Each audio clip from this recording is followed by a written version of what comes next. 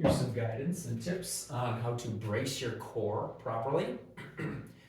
Bracing your core refers to muscular and or lung activities with the main goal of protecting your spine. This mainly is relevant when you're talking about heavy weightlifting, especially heavy spinal loading weightlifting. If you're doing, for example, sit-ups on a mat, you don't really need to worry about bracing your core to protect your spine. But if you're doing barbell back squats, barbell deadlifts, this becomes very, very relevant. There are two ways to brace your core.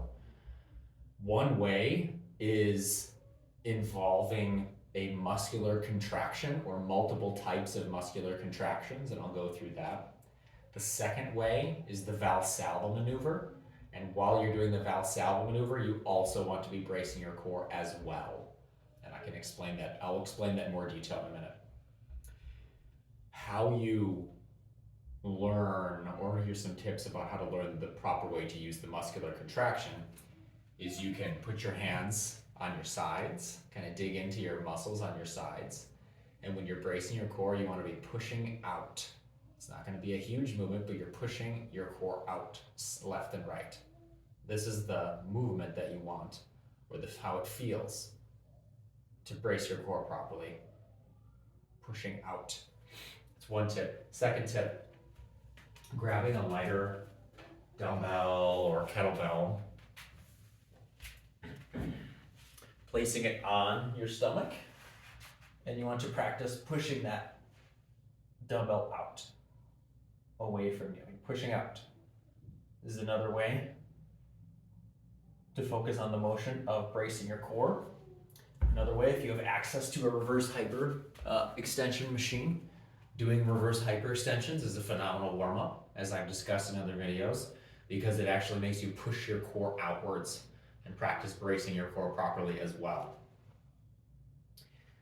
A next tip is a cue that you can use is you want to brace your core as if someone's about to punch you in the stomach. That's another great cue for getting in the proper muscular contraction. The last cue is to tuck your shoulder blades back and down. This depends on the exercise, might not be relevant for all of them, but I'm thinking of a barbell squat, a barbell deadlift, a barbell Romanian deadlift, a barbell good morning, for example. Tucking your shoulder blades back and down can also protect your spine as well. The last thing I want to mention is the Valsalva maneuver. This one is not recommended if you have high blood pressure or if you have a history of heart disease or fainting. But if you are an otherwise healthy person, the Valsalva maneuver shouldn't be a problem. Slowly learn it, slowly ease into it, and then it shouldn't be much of a problem.